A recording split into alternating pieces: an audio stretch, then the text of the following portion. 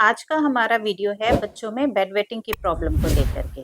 Bed wetting की समस्या बच्चों में कॉमन होती है। 5 साल की उम्र के 15% तक बच्चों में बेड वेटिंग की प्रॉब्लम मिल जाती है। आमतौर पर एक बच्चा 2 साल का होते होते दिन में यूरिन बताने लग जाता है और 3 साल का होते होते वो नाइट में बेड पे यूरिन पास करना बंद कर देता है। लेकिन अगर 5 साल की उम्र के बाद भी बच्चा बेड पे यूरिन पास कर रहा है तो इसे हम बेड वेटिंग की समस्या कंसिडर करते हैं, जिसे मेडिकल लैंग्वेज में बोलते हैं नॉक्टर्नल इन्यूरेसिस। अब कितनी बार पास करता है? मिनिमम 1 हफ्ते में 2 बार और ऐसा 3 महीने तक कम से कम चले। फिर occasional bed wetting like 1 month में एक बार अगर बच्चे ने यूरिन पास कर दिया तो उसे हम बेड वेटिंग की समस्या में नहीं गिनते हैं। अब बच्चों में बेड वेटिंग 2 तरीके से हो सकती है, ये बहुत इंपॉर्टेंट है। एक तो बच्चा ऐसा है जिसने बचपन से लेकर के अभी तक कभी भी रात को कंट्रोल अचीव किया ही नहीं। मतलब कभी भी 6 महीने ऐसे नहीं निकले जब बच्चे ने रात को बेड पे यूरिन ना किया हो। तब हम उसे बोलते हैं प्राइमरी नॉक्टर्नल इन्यूरेसिस। और एक है कि बीच में लाइक 3 साल का होते-होते उसको कंट्रोल आ गया था, वो रात को बेड पे यूरिन पास नहीं करता था। अब वो 6-7 साल का है और फिर से बेड पे यूरिन पास करने लग गया। तो यहाँ किसी प्रॉब्लम के मिलने की संभावना ज़्यादा है। हम बात करेंगे प्राइमरी के बारे में, जहाँ बच्चे ने कभी बेड वेटिंग करने से वो रुका ही नहीं, कभी उसका कंट्रोल अचीव हुआ ही नहीं। तो क्या कॉमन रीजंस रहते हैं ऐसे केसेस में? एक हमारे शरीर में हार्मोन बनता है जिसे कहते हैं एडीएच। एडीएच का काम होता है यूरिन के प्रोडक्शन को कम करना। कुछ बच्चों में रात के समय पे एडीएच का सीक्रेशन कम होता है। जब एडीएच का सीक्रेशन कम होता है, यूरिन काफी ज्यादा अमाउंट में बनता है और बच्चा रात को बेड पे ही यूरिन पास कर देता है। एक तो रहा ये कारण। इसके अलावा कुछ बच्चों का ब्लैडर ओवर एक्टिव होता है। थोड़ा सा यूरिन जाते ही ब्लैडर एक्टिव हो जाता है और बच्चा यूरिन पास कर देता है। इसके अलावा कई बार कुछ बच्चों के ब्लैडर की कैपेसिटी स्मॉल होती है, थोड़े यूरिन से ही ब्लैडर फिल हो जाता है और फिर बच्चा बेड पे यूरिन पास कर देता है।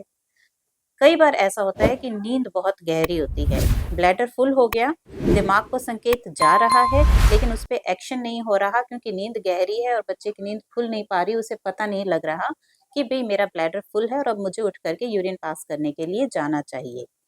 इसके अलावा कुछ बीमारियां भी ऐसी होती हैं जिनके अंदर के बच्चे को बेड वेटिंग की समस्या रहती है। जैसे कई बार रीढ़ की हड्डी में कोई प्रॉब्लम होने की वजह से नर्व्स पे प्रॉपर कंट्रोल नहीं होता। तो अब इसमें हमें कौन-कौन से टेस्ट्स करवाने पड़ते हैं? ज़्यादा कुछ टेस्ट की इसमें ज़रूरत नहीं पड़ती। डॉक्टर हिस्ट्री से और फिज़िकल एग्ज़ामिनेशन से ये पता लगाने की कोशिश करते हैं कि बेड वेटिंग क्यों है। लेकिन अगर कुछ करवाना भी है तो एक यूरिन का टेस्ट करवाते हैं, एक अल्ट्रासाउंड, एक बैक का एक्स-रे या कुछ और टेस्ट जो डॉक्टर एग्ज़ामिनेशन के बाद में ठीक समझता है। अब यहाँ पे बात ये है कि एज़ अ पेरेंट आपको क्या करना है? अगर आपके बच्चे को डॉक्टर ने प्राइमरी नॉक्टर्नल इन्यूरेसिस की कंप्लेंट बताई, बेड वेटिंग की प्रॉब्लम बताई, तो आप उस केस में क्या कर सकते हो? सबसे पहली बात जो सबसे ज़्यादा इम्पोर्टेंट है, आपने उसे डाँटना नहीं। अगर आप बच्चे को स्कोल्ड करते हो कि तुम्हारा भाई तो अभी 3 साल का है, अभी से ही वो देखो बेड पे यूरिन पास नहीं करता, तुम इतने बड़े हो गए हो, तुम्हें अभी तक शर्म नहीं आती, तुम बेड पे यूरिन पास करते हो। तो इससे ज़्यादा डेंजरस बच्चे की मेंटल हेल्थ के लिए और उसकी इस बीमारी के लिए कुछ भी नहीं हो सकता। आपको ये समझना है कि ये एक तकलीफ है जिसके ऊपर बच्चे का कंट्रोल नहीं है। जो बेड पे वो यूरिन पास कर रहा है जानबूझ के नहीं कर रहा, ना ही आलस की वजह से कर रहा है। वो कर रहा है क्योंकि उसका उसके ब्लैडर पे रात के समय नींद के अंदर कंट्रोल नहीं रहता है। तो आपको स्कोल्ड नहीं करना है। आपको एक दूसरा इम्पोर्टेंट चीज़ है, आपको एक डायरी मेंटेन करनी है। उस डायरी में हमें किन-किन दिनों पे रात को बच्चे ने यूरिन पास किया, उन दिनों में कोई ख़ास बात थी क्या, बच्चा स्ट्रेस्ड था या कोई लिक्विड का इंटेक बहुत ज़्यादा रहा था उन दिनों में, वो नोट करना है और आपको डे टाइम यूरिन के सिम्पटम्स भी नोट करने हैं। डे टाइम यूरिन के सिम्पटम्स लाइक बच्चे को यूरिन पास करते हुए कोई बर्निंग तो नहीं हो रही, बच्चे का यूरिन बहुत ड्रिबल करके, बूँद-बूँद करके तो नहीं आ रहा, यूरिन की स्ट्रीम यानी कि धार कैसी है, बहुत वीक तो नहीं है। तो ऐसी कुछ चीज़ें, वो कितनी बार यूरिन पास करता है, ये फ्रीक्वेंसी बहुत कम तो नहीं है यानी कि लेस देन 4 टाइम्स या बहुत ज़्यादा तो नहीं है यानी कि मोर देन 8 टाइम्स। तो ये सभी चीज़ें आपने डायरी के अंदर नोट करनी है। इसे बोलते हैं वॉइडिंग डायरी। अगर आप एक डायरी मेंटेन करते हैं तो डॉक्टर को इससे बहुत ज़्यादा हेल्प मिलती है। अब हमने बच्चे को डांटना नहीं है, लेकिन उसको रिवॉर्ड करना है। कैसे? हम चाहे उसे एक शाबाशी का स्टार ही दें कि आज तुमने रात को यूरिन पास नहीं किया तो आज का 1 स्टार हो गया। तो इस तरह से जब बच्चे के 7 या 10 स्टार्स हो गए तो आप उसको कुछ बहुत छोटा-मोटा गिफ्ट भी दे सकते हो। उससे बच्चे को थोड़ा प्रोत्साहन मिलेगा और बच्चा रात को कम यूरिन पास करेगा। और क्या करना है?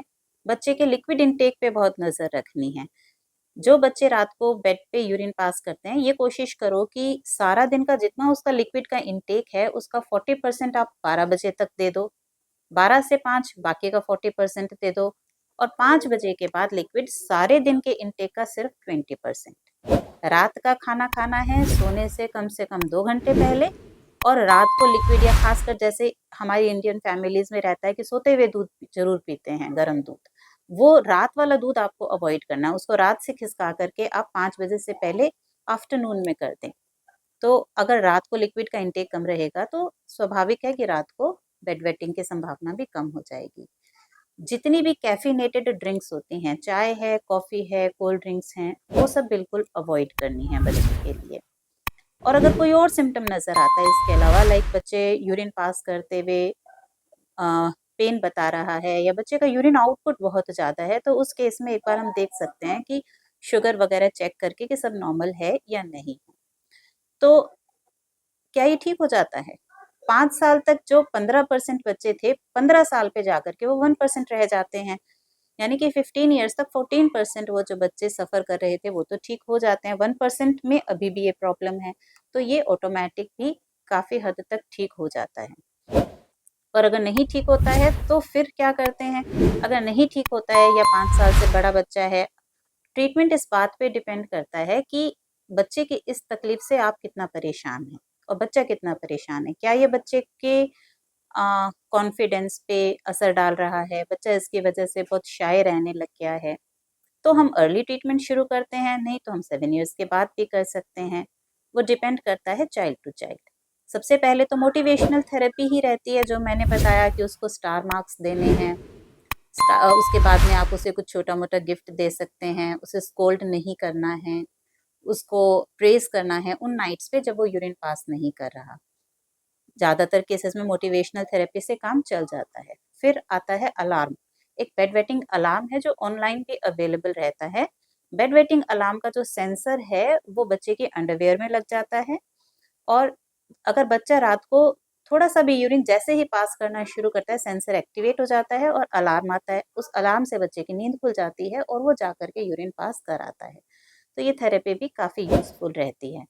अगर ये दोनों भी ना काम करें या अगर डॉक्टर ज़रूरी समझता है, तो फिर कुछ मेडिसिन्स और कुछ नेज़ल स्प्रे भी हैं, जो इन बच्चों को दिए जाते हैं, जिनसे 3 टू 6 मंथ देने से जिनसे कि इस प्रॉब्लम से छुटकारा पाया जा सकता है। तो ये थे बेड वेटिंग के बारे में कुछ बातें। अगर कोई भी और क्वेश्चन्स हैं, तो आप नीचे कमेंट्स में पुट करें, I will try to answer them. Thank you.